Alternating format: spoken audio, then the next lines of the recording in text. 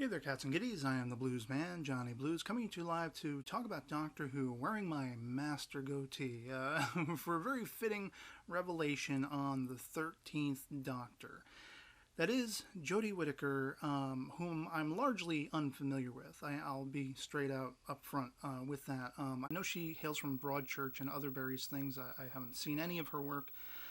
She immediately reminded me of the actresses who have portrayed Shona from, I think it was last Christmas, the Christmas special. I did a, Great Companions That Never Were video about her, as well as Kate Stewart a little bit with the costuming that we see in the preview, Meet the 13th Doctor preview video, and the first sort of, character portrait image that they've released subsequent. And, the whole of the internet, the whole of Whovian fandom has become so divisive immediately. It's not as if they weren't already building up to this, just at the thought of it being a female incarnation of an actress playing the Doctor and such like that. But I could care less. It's not going to diminish my excitement for this casting news. I'm very much excited. I'm excited and curious to see what she'll bring to the table as the first female incarnation of the Doctor. And it's one of those things where it's just like, you have all these people who are like, oh, the Doctor's not a man. I know there's the whole, oh, you're a misogynist, you're SJW, left-wing, feminist conspirator if you're accepting of this and all this stuff. There's a lot of hellacious language being thrown around on both sides, and it's all nonsensical. And to anyone who's been butthurt by it, I made a post on Facebook saying, hey, they make something for that. Preparation H. Apply as directed. If you don't like this, if you feel like your fandom cannot survive this such a change, let me ask you this, though. If you're one of these types of people who are having this negative reaction that, oh, it's a woman now, this can't stand, this can't be, I'm very unhappy with this. Number one, why? When it's already been established in the show's history that Time Lords and Time Ladies are not gender specific. They can almost become anything. I mean, Romana, when the first iteration of Romana was going to regenerate into the second, you saw her come out as a little blue alien. Oh, but then you're going to say, oh, but it was a female blue alien, wasn't it? So she still would have been a girl, and the Doctor can't be a woman because he's always been a guy, and yada yada. But you've accepted in the canon for 50 plus years that William Hartnell is no longer is he the Doctor anymore. He became Patrick Troughton, and Troughton became John Pertwee, and Pertwee became Tom Baker, and yada yada yada yada yada. How do you accept that? All these different, male figures with different faces, different personalities, and all these differences.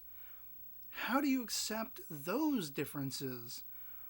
But this change, this difference is unacceptable to you. It doesn't make sense to me. It's going over my head. Like so many TARDISes in flight over my head that you can have this big a problem. You're talking about, 50 plus years of continuity, air quotes. Because there's been a lot of discontinuity if you really want to get down to brass tacks. And this is a show that has, at its foundation, at its core, was about change. From the very first changing of companions. Susan, the Doctor's own granddaughter, moving on to be with the character she fell in love with in the Dalek Invasion of Earth. This character of David, and his leaving her behind and welcoming in Vicky. And, eventually the first two companions alongside her, Ian and Barbara, would leave. And this would give way to so many different changing of the hands of companions who would travel in time and space with the Doctor. Lo and behold, you get around to the 10th planet, and the Doctor himself goes through that renewal and becomes Patrick Troughton. How is that acceptable?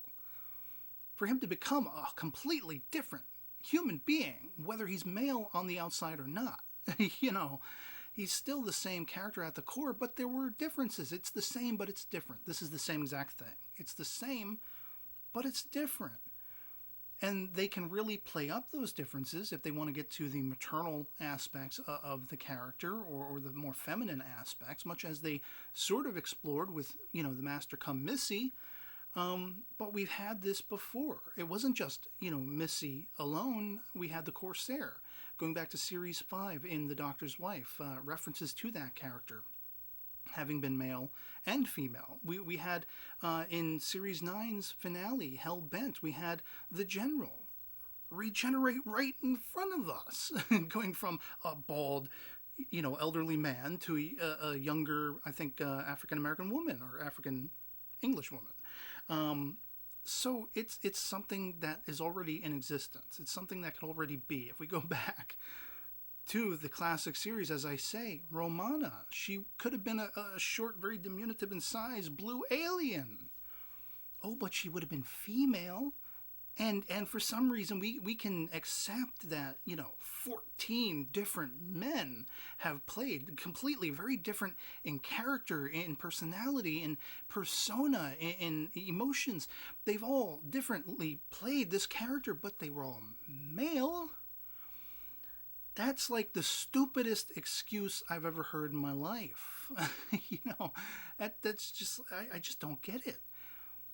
I mean, I think it's down to where it pertains to the men being derogatory about this. They want a hero they can aspire toward. And some men, I guess, don't feel like they can aspire toward being a strong character that might also be a woman. I guess not many little boys out there, well, maybe this day and age, but I guess a lot of the grown men out there couldn't look at Wonder Woman. They'd have to be attracted to her. They couldn't look at her as an inspiration, like Superman, because that's a girl. That's a lady. I want to have sex with that. I don't want to be that. Conversely, the women who are that much gung-ho about, or I should say against a female doctor, well, they've had a doctor to swoon over. Not in all cases. It's a very sort of ignorant, boiling it down to a nutshell in reaction. But in the short form, that's probably the best case scenario for why they're so disappointed. I can't be attracted to this woman, this heroic woman, so give her a male companion you can get all attracted over. I don't know. I don't get it. This is something that's been established in the history of the show. From, what was it, season 6 or whatever, that Hartnell parted, finally Patrick Troughton came in and took over as the second incarnation. And we've been through so many different incarnations, so many different companions, so many different iterations of the Doctor. The TARDIS became a woman for an episode.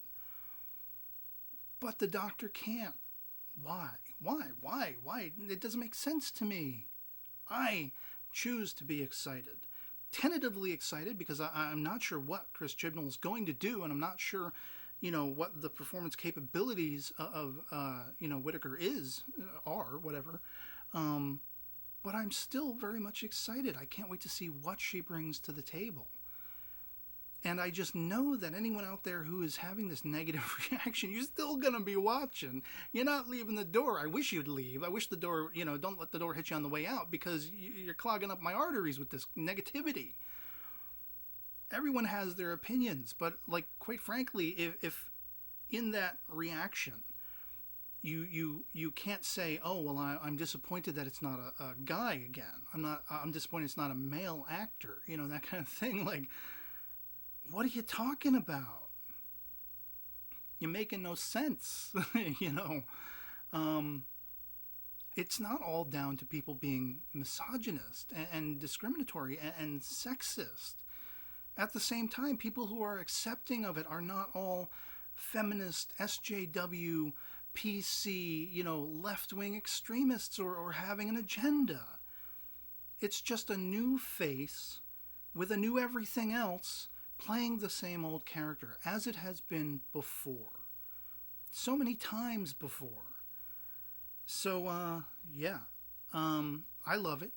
I can't wait to see what Jodie Whittaker brings to the table. But as far as I'm concerned, Peter Capaldi's last penultimate hour is not at hand yet. We have till Christmas to get there. And we're going to have the added bonus of David Bradley as the first Doctor. And that's going to be gangbusters. And I'm so stoked for that. It's a bittersweet time because I don't want to see Capaldi leaving. But we know that the future of the show, just like the moment, has been prepared for. The adventures will continue beyond the 12th Doctor's adventures. And as long as I'm living and breathing, I can only but celebrate everything this show does, because that's how much I love it. I'd love to hear from you guys in the comments below. Save the vitriol for people who actually want to hear it. But if you have, sound opinions that you feel you're entitled to, go ahead and hit me with why you don't like this. But I'll probably challenge you, and I'll probably point out all the ways, it doesn't make sense that you'd be so hunkering down and hardened about this. If I so choose. I mean, I may just be like, I can't even be bothered. And in most cases, for the people who are going to be so upset about this, I really can't be bothered. It's just a pain in the ass. I'd rather celebrate it and love it for what it is. So, yeah, otherwise, it'll be pretty much it for me on this. Bring it on. I can't wait to see this next Doctor. I'll catch you all later. Peace.